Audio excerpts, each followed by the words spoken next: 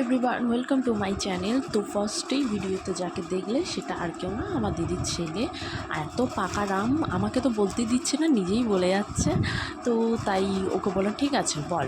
তো আমরা আজকে যাচ্ছিলাম মা শ্যামসুন্দরী মন্দিরে। যদিও ভিডিওটা অনেকটাই পুরনো, কিন্তু আমার আপলোড করতে খুবই দেরি হয়ে গেছিলো, যেহেতু তখন শ্যামসুন্দরী মন্দিরটা ছিল মুকুন্দপুরে। তো তাই আমি তো যেহেতু মুকুন্দপুরে থাকি, তাই আমরাও গেলাম শ্যামসুন্দরী মায়ের পুজোটা দিতে। তো সবাই মিলে তাই যাচ্ছি, পেছনে দিদি যাইবো আসছে, আর আমি আর সোনু সামনে হেঁটে হেঁটে বকবক করতে যাচ্ছি। আর এখানে কত সুন্দর সুন্দর ফুলের দোকান, ফুল দেখলে আমার মনে হয় কিনতে ইচ্ছে করে।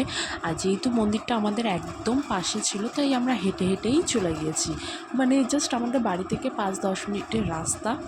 আর বাইরে বৃষ্টি হওয়ার কারণে রাস্তাগুলো প্রচণ্ড ভেজা ভেজা রয়েছে, তোমরা দেখতেই পাচ্ছ। আর রাস্তার অবস্থাও কিন্তু মানে সামনের দিক দিয়ে খারাপ ছিল, বাট ভেতরের দিকে খুব একটা খারাপ না, ভালোই।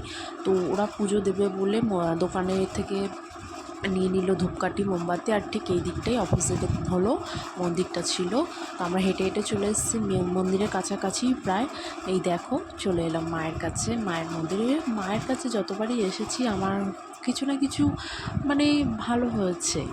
মানে ভালো খারাপ বুঝি না, কিন্তু তো মায়ের কাছে আসতে কার না ভালো লাগে। তো যাই হোক, তো আমরা এক এক করে সবাই মাকে প্রণাম করে নিচ্ছি। তো সোনু এখানে দাঁড়িয়ে রয়েছে, ওর বাবার প্রণাম করা হলে ও সাইড দিয়ে প্রণাম করবে। আর এখানে মন্দিরের ভেতরে ধূপকাঠি মোমবাতি জ্বালানো অ্যালাউ নেই, তো তার জন্য আমরা মাকে দর্শন করে পুজো দিয়ে বাইরে বেরিয়ে ধূপকাঠি মোমবাতি জ্বালাবো সবাই। আর মন্দিরের একদম সাইডেই আছে বাবা ভোলেনাথের একটা বড় সড়ো মূর্তি। তো সেখানেও আমরা ধূপ দেখিয়ে আমরা ওখানে সাইডে ধূপকাঠি মোমবাতিগুলো রেখে দেবো। তো আমার ব্লগটা যদি ভালো লেগে থাকে অবশ্যই শেয়ার করো, আর সবাই ভালো থেকো, টাটা।